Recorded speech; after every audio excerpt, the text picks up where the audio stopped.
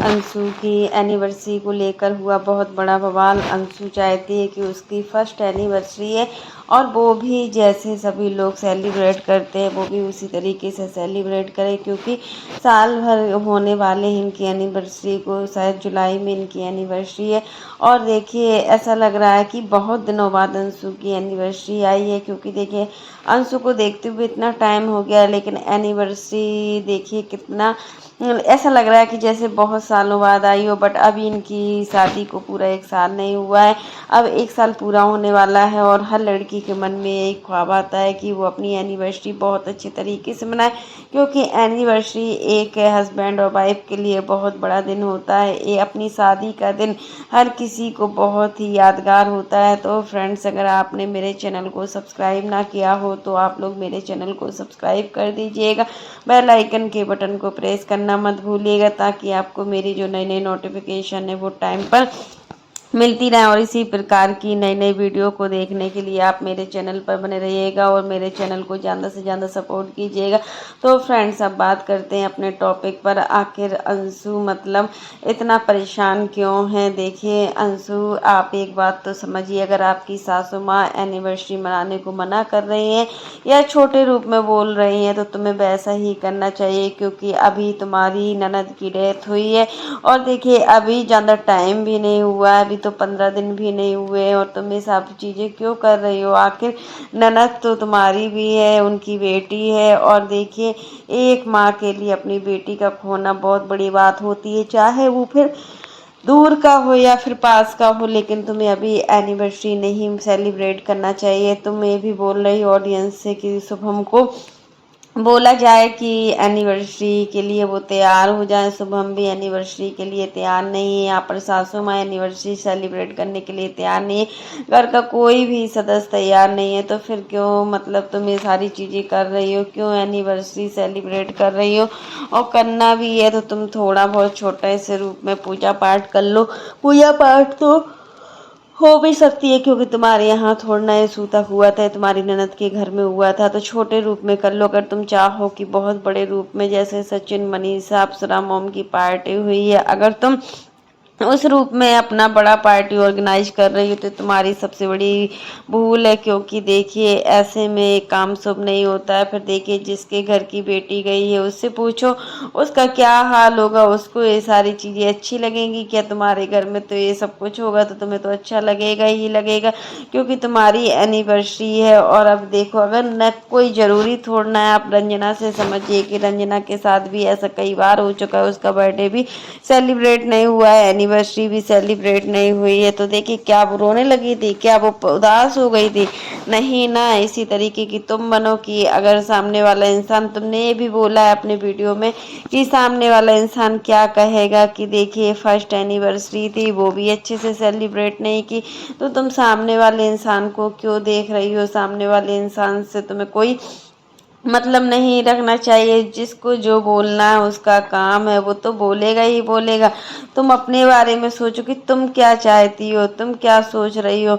और देखिए अभी नहीं करो तो ज़्यादा बेस्ट है, फिर तुम्हारी मर्जी है, तुम जैसा करना चाह रही हो वैसा ही होगा। क्योंकि देखिए तुम अपनी जिद पर जब अड़ जाती हो ना, तो फिर वो सारे काम भी करवाना चाहते हो। हम मानते हैं कि एनिवर्सरी एक हस्बैंड वाइफ के लिए बहुत बड़ा दिन होता है, सालों से इस दिन का इंतजार भी होता है एक हस्बैंड वाइफ को। लेकिन अगर घर में कुछ ऐसा हो जाता है, फिर देखिए सोनाली को लेकर तुमने कितने वीडियो भी छापे हैं, कितना कंटेंट भी छापा है, कितना पैसा भी बनाया। मानते हैं कि शुरू में तुमने मोनेटाइजेशन ऑफ कर दिया था, उसका कोई भी रिवेन्यू नहीं बना, बट बाद के जो वीडियो है उसका तो रिवेन्यू बना है, उसका क्यों नहीं बनाया? फिर जब तुम सोनाली को मतलब सोनाली को तुमने अपने वीडियो में कभी दिखाया नहीं था, तो फिर सोनाली की डेथ को क्यों दिखाया? अब देखिए अगर तुमने डेथ को अगर नहीं दिखाया होता सोनाली की, तुम एनिवर्सरी सेलिब्रेट कर सकती थी, क्योंकि अब तुम सोनाली को सोशल मीडिया पर दिखा चुकी हो, सब लोग सोनाली को जानते हैं कि अंशु की ननद है। अगर अब तुम एनिवर्सरी सेलिब्रेट करोगी ना तो फिर अच्छा नहीं लगेगा। तुम ही लोग तो रिएक्शन चैनल वालों के लिए एक जवाब बन जाते हो, और वो जब कुछ बोलते हैं तो तुम लोग टारगेट होने लगते हो कि उसने ऐसा किया, उसने वैसा किया। फिर कहाँ जाते हैं तुम्हारे वो संस्कार? कहा जाता है तुम्हारी फैमिली के उसूल है, तो फिर यही चीज़ है कि तुम्हें एनिवर्सरी सेलिब्रेट नहीं करना चाहिए अंशु। तुम थोड़ा तो समझदार बनो। अब देखिए तुम इतना भी नहीं गिर सकती हो कि मतलब घर में ऐसा कुछ हुआ है तुम एनिवर्सरी मनाओ और शुभम को मजबूर करो कि शुभम भी तैयार हो जाए इन सभी चीज़ों के लिए। अब देखिए अप्सरा मोम से तुम्हारा कोई भी रिश्ता नहीं है, राज फैमिली से कोई भी रिश्ता नहीं है, तो वो लोग तो तुम्हारी एनिवर्सरी में आने वाले नहीं है क्योंकि तुम अप्सरा मोम की एनिवर्सरी पार्टी में नहीं गई थी। तो वो लोग क्यों आएंगे, वो लोग भी नहीं आएंगे तुम्हारी पार्टी में। तो तुम्हें इस चीज़ को मतलब भूल जाना चाहिए था और राज फैमिली से रिश्ता बनाकर रखना चाहिए था, लेकिन तुमने ऐसा नहीं किया।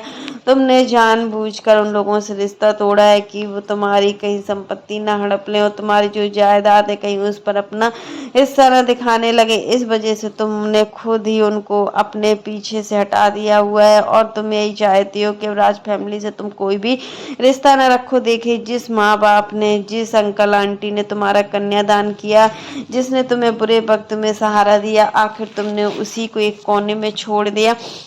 आखिर तुम कितनी मतलबी निकली हो। इन सभी चीज़ों को देखते हुए ऐसा लगता है कि तुम किसी की अपनी सगी नहीं हो। आज सोनाली के साथ जो भी हुआ, सोनाली की हत्या हुई और सोनाली के साथ इतना बुरा हुआ, फिर भी तुम एनिवर्सरी मनाने को तैयार हो।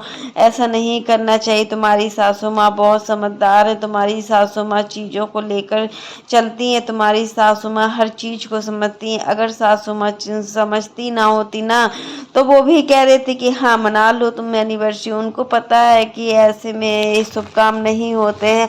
और फिर देखिए गांव में ऐसी प्रथा होती है कि देखिए कोई कहे या ना कहे बट गांव के लोग तो मानेंगे नहीं, बोलने से वो तो ज़रूर बोलेंगे। जब उनको ऐसा कुछ पता चलेगा तो वो रुकेंगे थोड़ा ना। आपको क्या लगता है कि वो रुक जाएंगे?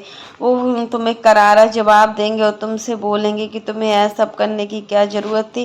तो फ्रेंड्स आज के लिए बस इतना ही। कैसा लगा आपको मेरा वीडियो पसंद आए तो लाइक कर देना और अगर आप चैनल पर न्यू हो तो चैनल को सब्सक्राइब करना ना भूलना।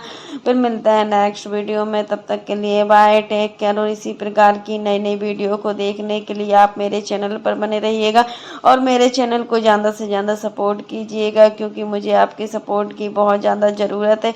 तब तक के लिए bye, take care all of you. और आप लोग भी कमेंट बॉक्स में ज़रूर बताना कि अंशु इतनी नासमझ वाली बातें कैसे कर सकती हो। अंशु तुमसे उम्मीद नहीं थी कि तुम इतनी जल्दी ये सब चीज़ें भूल जाओगी, जो भी चीज़ें सोशल मीडिया पर तुमने दिखाई हैं।